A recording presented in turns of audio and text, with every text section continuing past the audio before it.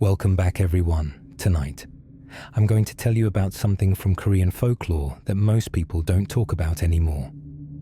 The gumiho, the nine-tailed fox. You've probably heard of it.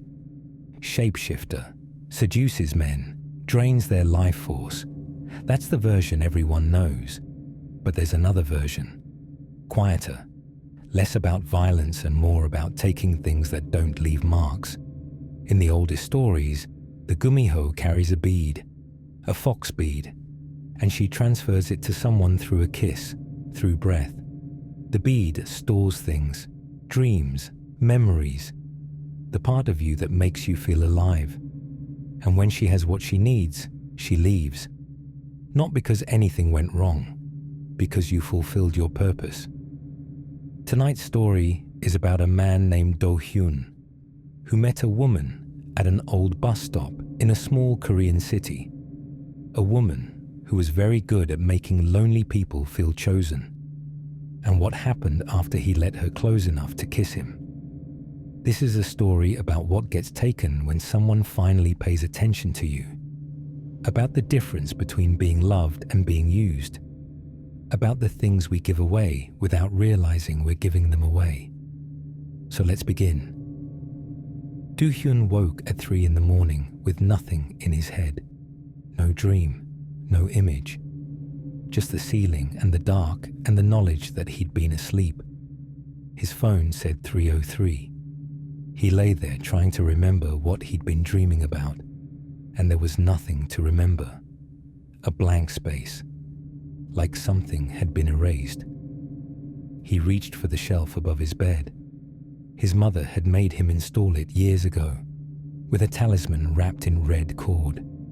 But there was something else on the shelf now. Something small and smooth.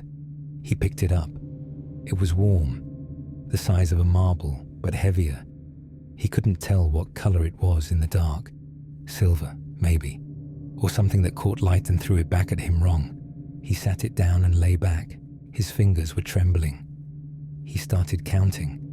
1, 2, 3, 4, 5, 6, 7, 8, 9, over and over. His voice was flat, automatic, like something else was doing the counting and he was just listening. But he couldn't remember why. Dohun was 32. He'd had a few relationships that ended when the other person realized there wasn't much to hold on to. He worked as a data analyst for an insurance company. 8 hours a day looking at spreadsheets. The work was stable. It paid enough. He lived in an apartment building from the 90s, in a town of about 30,000 people. His parents had moved to Busan years ago. His sister was in Seoul. He'd never left. He told himself it was temporary, but temporary had turned into 6 years. The building smelled like mold in the stairwell. The hallway lights hummed constantly. Most of his neighbors were elderly. They'd nod at him in the morning. He'd nod back. That was the extent of their interaction. His routine didn't change. Work from 9 to 6. Stop at the convenience store on the way home. Buy instant noodles or kimbap. Eat alone. Watch television until midnight. Sleep. Wake. Repeat. On weekends, he sometimes walked around the neighborhood, but mostly he stayed in his room. He had a few co-workers he could call friends. They'd grab lunch sometimes, complain about work, say goodbye. Then he'd go home. He'd tried dating apps, tried going to bars, tried the things people are supposed to try, but it didn't work. In crowds, people looked past him. In conversations, they forgot he was there. He'd made peace with it, accepted that he would probably live alone. Then he met her near the old bus stop. It was a Tuesday evening in autumn. Fog was rolling in from the hills. He was walking home from work, taking the long route because there was no reason to rush. The old bus stop was on the way, built in the 80s, never updated, with a bench and a shelter and a schedule no one read anymore. She was standing at the shelter looking at the schedule. She wore a long coat despite the mild weather. Her hair was dark and fell past her shoulders. When he tried to remember her face later, he couldn't hold it. It was like trying to remember a dream. The details slipped away the moment he focused. "The bus doesn't come anymore," he said. He never spoke to strangers. He had no idea why he'd spoken to her. She turned and looked at him.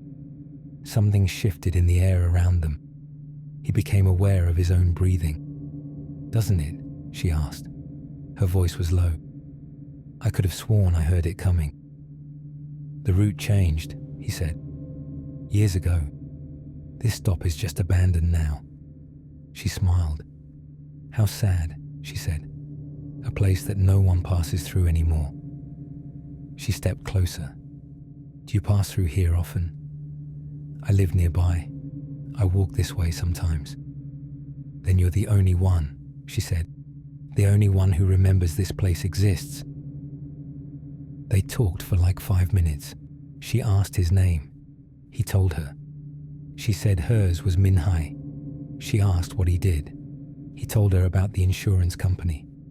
She listened like it mattered. When he finished, she reached out and touched his arm. Just for a moment.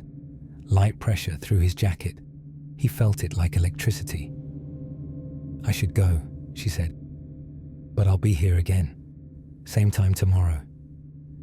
She left before he could respond.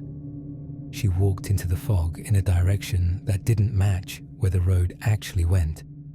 He stood there trying to remember her face and couldn't. But he remembered the feeling of her hand on his arm. He came back the next day, and the day after, and every day for 3 weeks, she was there. They'd talk. She'd ask questions about his life, his work, his thoughts. He found himself telling her things he'd never told anyone. About being lonely. About the fear that he'd never matter to anyone. She listened to all of it. When he finished talking, she'd move closer. Reach out and touch his face. Her fingers were always cold, even in the mild weather. Then she'd kiss him. The first kiss was unlike anything he'd experienced. Not passionate or urgent. Slow. Deliberate. He felt dizzy afterward. Hollowed out. But also more alive than he'd ever felt. Like something had shifted. Like he'd finally been chosen. After that first kiss, things moved quickly. She invited him to her place. A small house on the edge of town, in the wooded hills. The kind of place that seemed to exist slightly outside normal geography. He'd been there maybe a dozen times. Each visit followed the same pattern. They'd sit, they'd talk, they'd kiss, and each time he'd feel that same sensation of something being drawn out of him. Something being transferred from his body to hers through breath. But something else had started happening. He'd stopped dreaming. At first, he thought it was stress. The excitement of finally being in a relationship had disrupted his sleep. But as the weeks went on, he realized it wasn't disrupted sleep. It was the complete absence of dreams. He'd lie in bed at night, fall asleep normally, and wake with no memory of anything. No images, no narratives, just blank time. Hours of blank time. He mentioned it to her once. "I haven't been dreaming," he said. "Not since we met." She smiled. "That's good," she said. "Dreams are just noise. You don't need them." "Everyone needs to dream," he said. "Do they?" she asked. "What if you could be happy without dreams? What if you could be complete without that constant internal chatter?" He wanted to argue. He couldn't form the words, and she was right in a way. He felt more at peace without dreams, more present, more focused on her. By the 8th week, Dohun had stopped going to work. He'd called in sick. Then he'd called in sick again. His manager had called, concerned. Dohun had said he had the flu. He'd be back soon. But he had no intention of going back.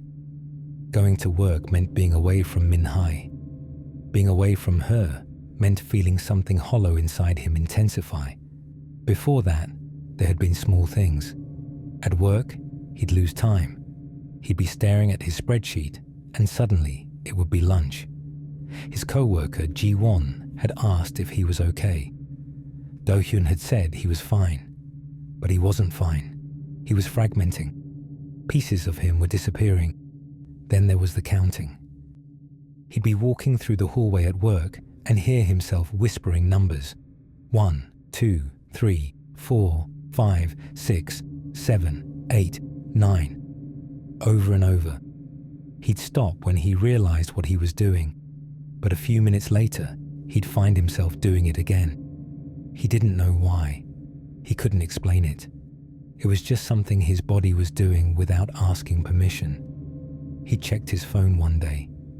He was looking through photos he'd taken, pictures of the town, the bus stop, the fog, and he noticed that the timestamps were skipping. Most photos were timestamped normally, but every 9th photo, the 9th, the 18th, the 27th, had no timestamp. Just a blank space where the time should have been. He tried to figure out why. Maybe a phone glitch, maybe corrupted data. But when he tried to take a new photo and check the timestamp, the pattern repeated. 9 photos, then a blank, then 9 more photos, then a blank. He'd shown it to Ji-won. Ji-won had looked at it for maybe 30 seconds and handed the phone back. "That's not normal," he'd said. "Your phone's corrupted or something. You should get it fixed." But Do-hyun hadn't gotten it fixed, because on some level, he understood that the phone wasn't corrupted, that the blank spaces meant something, that the number 9 meant something, and he was afraid of what would happen if he tried to fix it. She'd started visiting him at his apartment. She'd arrive in the evening when the fog was thickest and stay until just before dawn.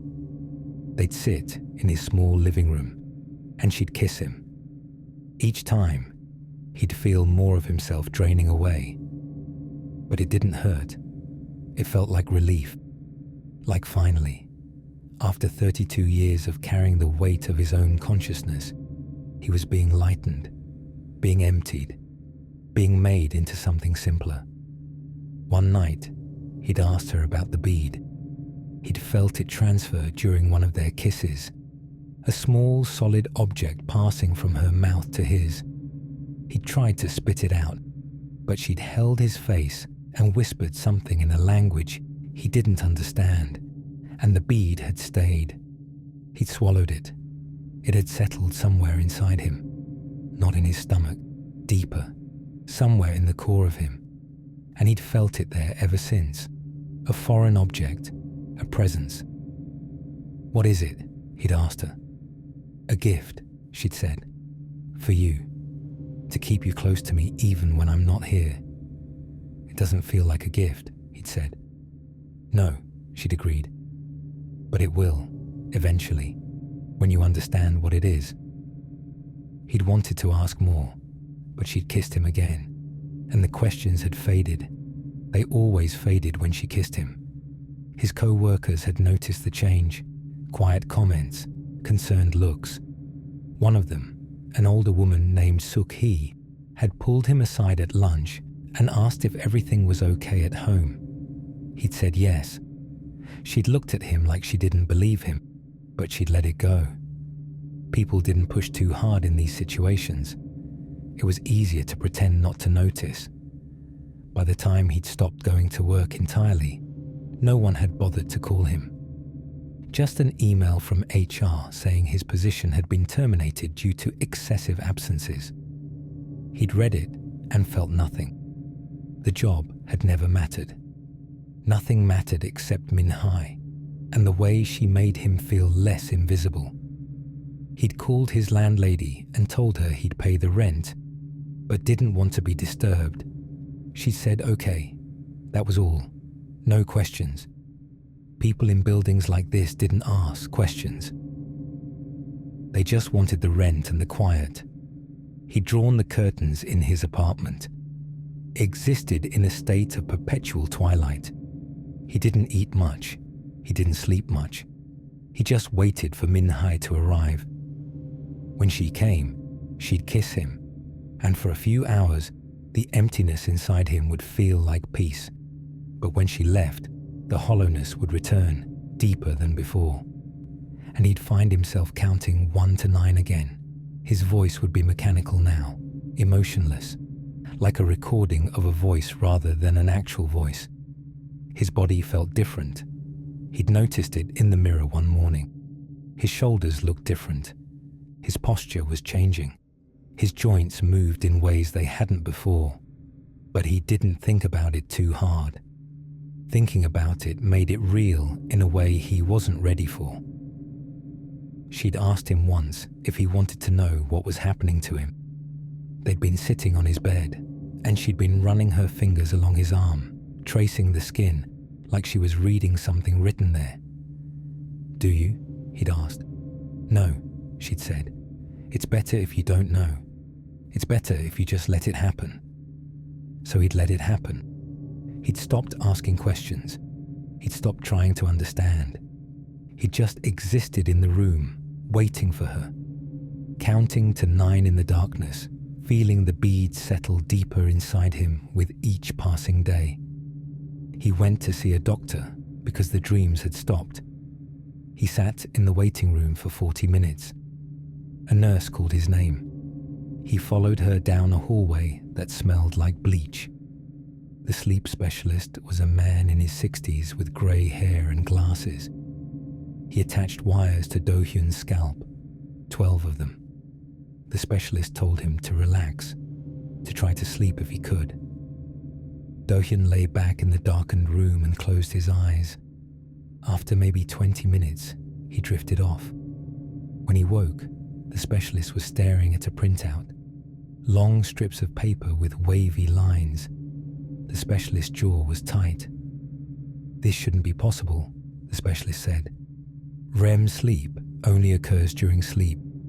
Your brain is showing REM patterns while you're conscious." "What does that mean?" Dohun asked. "I don't know," the specialist said. "I've never seen it. We should run more tests." Dohun paid the bill and left. He walked around the city for hours. He ended up near the old bus stop without meaning to. The shelter's roof had a hole in it now. Rain dripped through in one corner, pooling on the bench. That night, Minhai came to his apartment. She stood by the window. The fog outside was very thick. He could barely see the street below. "What are you?" he asked. She didn't turn around. "Does it matter?" "I need to know." "I was lonely," she said. "For a long time. I needed something. You had it. Now I have it." "What did you take?" "The part of you that was still moving on its own." She turned. Her face looked clearer than it had before, more defined, like someone was coming into focus. She kissed him. He felt the pressure in his chest, the sensation of something traveling upward through his throat. When she pulled away, she looked more solid, more there. "I'm leaving," she said. "When will you come back?" She didn't answer. She left him without saying a word. He heard her on the stairs, then nothing. The next morning, he went back to the bus stop. She wasn't there. He went to the house in the hills. He couldn't find it. The roads didn't connect the way he remembered. He walked for hours and ended up in an unfamiliar part of town. A grocery store he'd never seen. An intersection that seemed wrong. He asked a woman for directions, and she looked at him like she didn't understand the question. He went home. That night, he remembered something his grandmother had told him years ago. A gumiho story. She'd been sitting in the kitchen, shelling peas. She'd said something about an iron needle, about speaking the creature's true name at sunrise, about how you could undo what had been taken. He'd been maybe 10 years old. Most of it had faded, but he remembered sunrise. He remembered iron needle. The words came back separate and strange, like things he'd overheard rather than learned. He found a needle in a drawer, his mother's old sewing needle. The point was very sharp. He held it for a long time, then set it on the desk and waited for morning. When the sun came up, he stood at his window with the needle in his hand. He tried to remember Minhai's true name, but he'd never known it. She'd only told him the false one. He pressed the needle to his chest anyway and tried to push, tried to exhale, tried to force the bead out of himself. For a moment, he felt something shift, a pressure moving upward through his throat. He opened his mouth wide. The pressure faded. His tongue went cold. Then there was a scent, something like old leaves, but he couldn't name it. He set the needle back on the desk and walked to the mirror. The face looking back was his face. His hands were his hands. Everything was the same as it had always been, but something was missing. He could feel the absence the way your tongue finds an empty socket where a tooth used to be, reaching for something that had always been there, finding only air. The sun was fully up now. Light came through the window and across the floor. He sat on the bed. He didn't move. He didn't know what came after this. He didn't know what to do next. He called his manager 2 weeks later, said he was ready to come back to work. His manager hesitated, said they'd filled his position, but there was an opening in a different department, data entry, lower pay. But Dohun said he was okay with it. He started on a Monday. The office was on a different floor. He didn't know anyone there. He sat at a desk and entered numbers into spreadsheets. 8 hours a day. The work was simple. He could do it without thinking, which was good, because thinking was harder now. His co-worker was a woman named Gina. She sat across from him. On the third day, she asked if he was feeling okay. He said he was fine. She looked at him for a long moment and then turned back to her screen. She didn't ask again. At lunch, he sat by himself in the cafeteria. He ate the kimbap he'd bought from the convenience store. A man from accounting sat down across from him. Dohun didn't know his name. The man asked how he was doing. Dohun said fine. The man talked about a project he was working on. Dohun ate his kimbap. When the man finished talking, there was a silence. The man got up and left. In the evenings, he went home and drew the curtains. He'd open them in the morning, draw them again at night. The apartment was always dim now. He didn't turn on the lights unless he had to. He'd lie in bed at night and try to sleep. But sleep was different now. It didn't feel like rest. It felt like blank time, hours of nothing. He'd wake up in the morning with no sense of how much time had passed, just that it had passed. Sometimes late at night, he'd hear himself counting again from 1 to 9 like before. His voice would be flat, automatic, like someone else was doing the counting, and he was only listening to it happen. He tried to stop, but the counting would continue. His body kept going without asking permission. He'd go to work, enter data, go home, lie in bed, wake up, and do it again. Days accumulated. He couldn't remember what day it was without checking his phone. Couldn't remember what month it was. Time felt like something happening to him rather than something he was moving through. One day, his landlady knocked on his door, asked if he was paying his rent. He said yes. Without caring much, she said all right and left. He realized later he couldn't remember if he'd actually paid or not. He checked his account. The money had been transferred. He didn't remember doing it, but it was done. At work, Gina asked him to grab lunch with her one day. They went to a restaurant near the office. She ordered something. He ordered the same thing. They ate. She talked about her family, about her sister who lived in Daegu, about her parents' store. Dohyun listened. When she asked him a question, he answered. When she was done talking, she looked at him like she was waiting for something. Then she paid the bill and they went back to work. His manager called him into his office one afternoon, asked if he was adjusting okay, said he seemed quiet. Dohun said he was fine. His manager looked uncomfortable and told him to let him know if he needed anything. Dohun said he would. He kept the old shelf above his bed, the one his mother had installed. The talisman was still there. The bead was gone. The shelf was mostly empty. He'd look at it sometimes before going to sleep, but he didn't think about it. Thinking about it made something hurt in a way that didn't have a name. At night, he'd sometimes go back to the old bus stop. He'd stand at the shelter and look at the schedule. The routes were still wrong. No one used it anymore, just him. He'd stand there for maybe 10 minutes, then walk home. He tried to remember what dreaming felt like. He tried to visualize things before sleep, tried to imagine scenarios, but there was nothing. Just blank space, just the counting. From 1 to 9 again, over and over. He'd wake up and his pillow would be wet. He didn't remember crying, but the wetness was there. He'd get up, change the pillowcase, and go to work. One morning, he ran into someone from his old apartment. It was Sukhi. She asked how he was doing, said she'd heard he quit. He said he didn't quit, just took a transfer. She looked at him carefully, said he didn't look well. He said he was fine.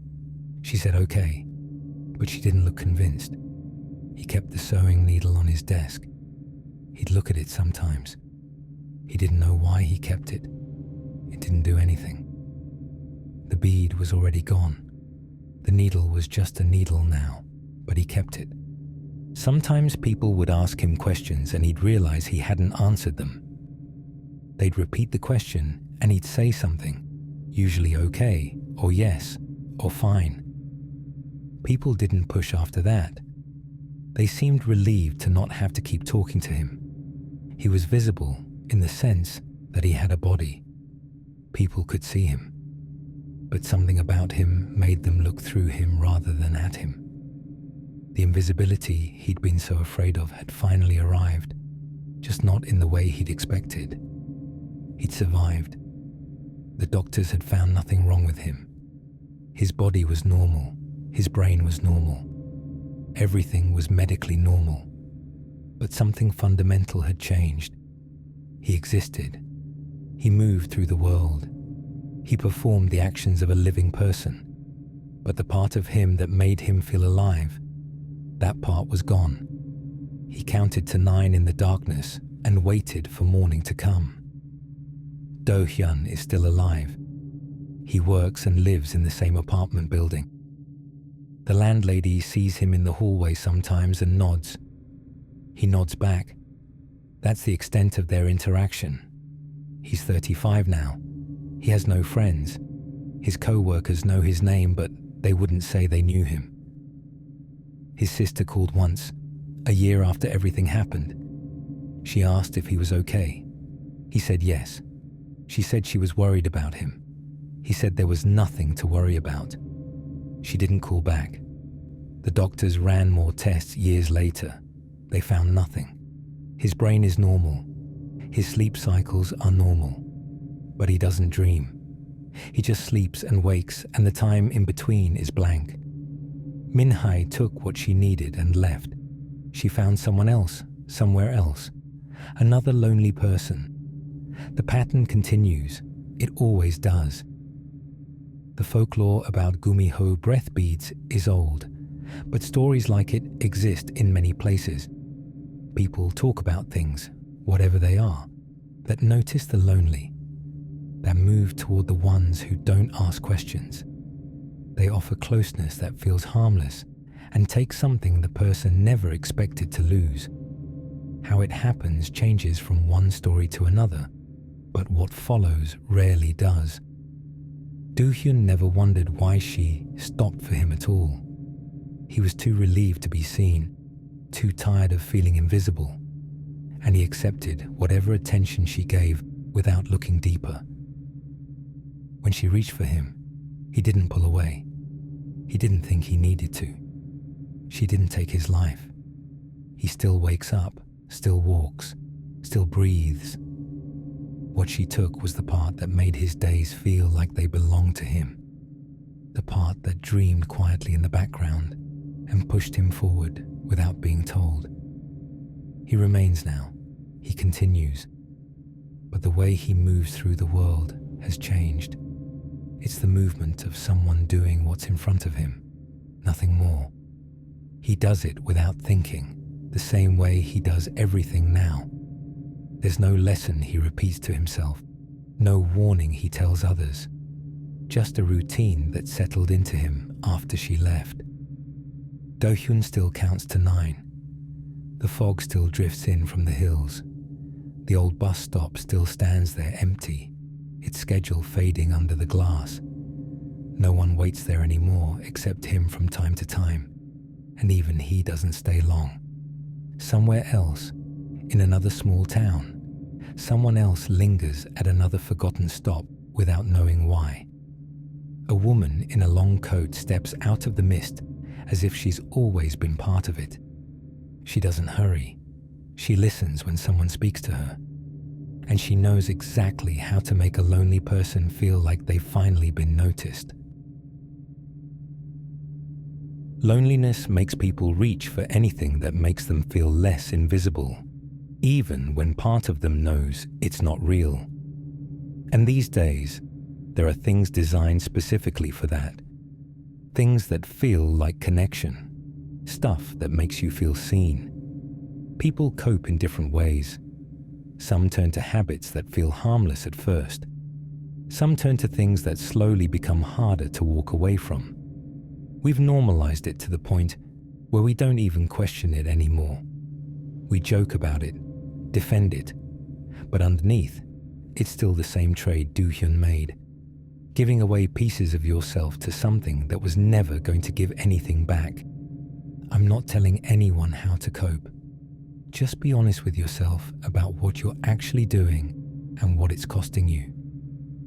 Thank you everyone for listening all the way here. Take care of yourselves, and I'll see you in the next one.